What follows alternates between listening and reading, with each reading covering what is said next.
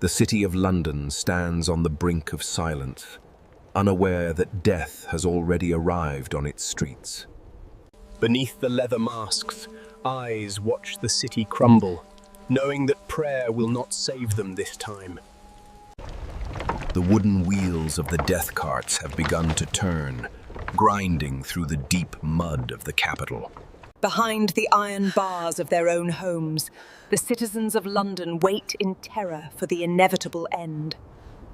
The mark of the plague is silent, but the doctor's cane points to those who are already doomed. It did not begin with a bang, but with a silent merchant ship drifting into the London docks. Hidden within the cargo hold, invisible enemies scurried along the ropes, bringing a curse from distant lands. Thousands of black rats flooded the wet cobblestones, unnoticed by the people who walked beside them every day. But the true killer was smaller still, a tiny flea carrying a poison that would destroy an empire. Unaware of his fate, a merchant handles the infected cloth, inviting the invisible killer into his own blood. The markets were full of life and noise, until the sound of coughing began to drown out the trade. Suddenly, in the middle of the crowded street, a man falls, his life extinguished before he hits the ground. The crowd steps back in horror, covering their faces with rags, realizing that the sickness is among them. Even the holy men look to the grey skies, wondering why God has abandoned his faithful children today. A darkness gathers over the great cathedral of St. Paul's, casting a long shadow over the rotting city. Inside the safety of their homes, mothers frantically check their children for the first sign of the infection. She blows out the candle, plunging the room into darkness, knowing that her family will not survive the week. The town officials walk the streets with buckets of red paint, marking the houses where death has entered. With a single brushstroke of red paint, the door is sealed, and the house becomes a living tomb.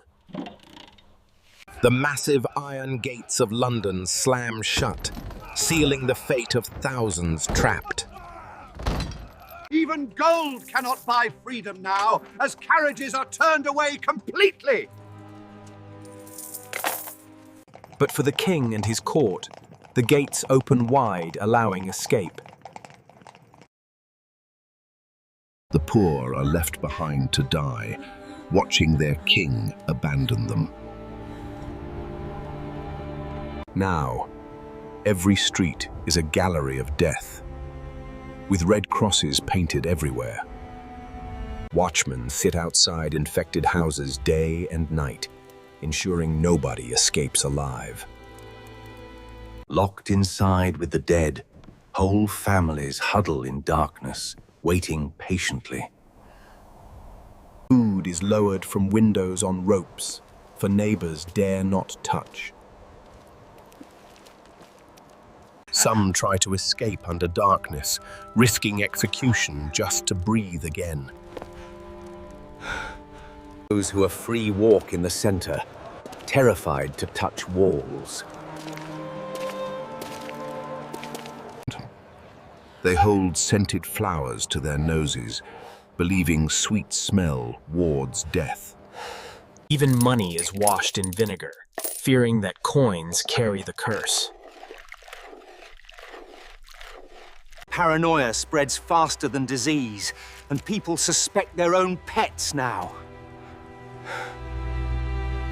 The Lord Mayor issues a cruel order, commanding the slaughter of pets. Men roam the streets with nets and clubs, hunting down beloved pets. But this was a fatal mistake, for rat population now exploded uncontrollably. The plague doctor walks past carnage, knowing people made their situation worse. With animal hosts dead, hungry fleas now jump onto only humans left. Desperation drives men to madness. believing that dried toads placed on chest can draw out poison. The cold, dead skin of the amphibian presses against burning fever, a useless cure for fatal disease. Others believe that thick tobacco smoke will purify lungs and keep invisible miasma at bay. The wealthy wear necklaces of arsenic and dried charms, trusting magic rather than medicine to survive. Apothecaries crush expensive emeralds and pearls into powder, selling false hope to those with heavy purses. Believing this is God's punishment, men whip themselves in streets, trying to pay for sins with blood. The terrified crowd watches the bloodshed, wondering if their own lack of faith has brought doom. Dark, poisoned blood flows into metal bowl, releasing pressure but rarely saving the patient's life. The scream of the patient echoes through wooden house, a sound that has become common in London. In a final attempt to clean the air, the city orders the burning of leather and shoes. Thick, acrid smoke fills narrow alleyways, choking survivors who are already struggling to breathe properly. Priests sprinkle holy water on mounting piles of bodies, their faith shaken by sheer scale of death.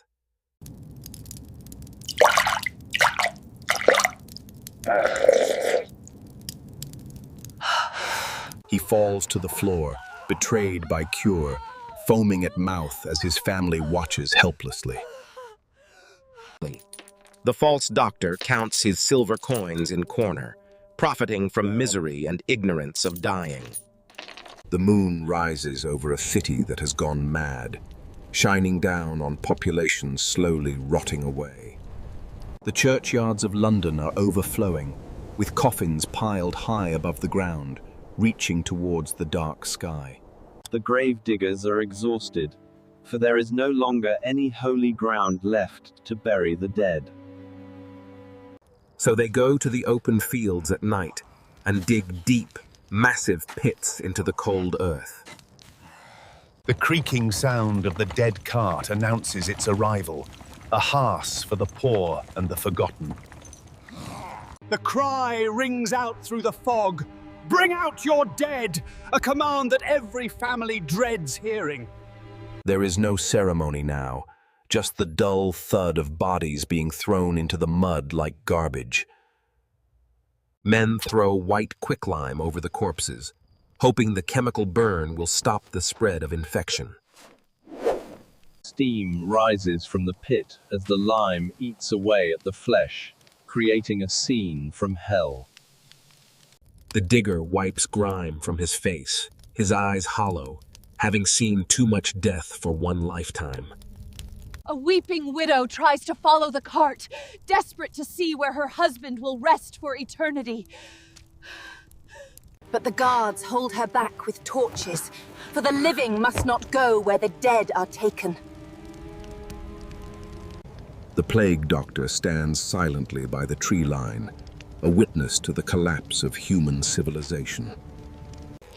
A rat scurries over the face of a corpse, reclaiming the body for the nature that sent the disease. The torchlight flickers in the wind, casting long, dancing shadows that look like demons on the walls. Even the priest reads the last rites from a distance, afraid to breathe the air near the open grave. A pale hand reaches out from the dirt one last time, before disappearing forever under the heavy soil. The cart driver drinks heavily from his flask, trying to drown out the memories of the night's work. A simple wooden cross is stuck into the fresh mud, the only marker for 1,000 lost souls. London has become a ghost town, its great streets empty, silent, and echoing with the memories of the dead. Green grass now grows tall between the cobblestones of the busiest streets, reclaiming the city from man. Doors swing open in the wind, revealing empty homes where laughter and life once filled the rooms. Church bell tolls slowly, not for a funeral, but to mark the passing of time in a dead city. A lone survivor walks down the center of the road, looking like a skeleton wrapped in loose skin. Finally, after months of darkness, the pale winter sun breaks through the grey clouds above. The bitter cold of winter descends, bringing the snow that will finally kill the fleas and end the nightmare. The doctor finally removes his terrifying mask, revealing the tired, human face of a man who survived hell. Tentatively, people emerge from their homes, blinking in the sunlight, unsure if the danger has truly passed. Ships return to the docks, bringing trade and life back to the capital that was brought to its knees. But the city remains a tinderbox, built of dry timber and pitch, waiting for a spark. On a small street called Pudding Lane, a baker prepares his ovens for the coming morning. He stacks dry wood next to the hot oven wall, unaware of the danger that lurks in the heat. A single rat runs past the flour sacks, a reminder of the plague that has just ended. The baker goes to sleep upstairs, leaving a small candle burning dangerously close to a pile of fuel.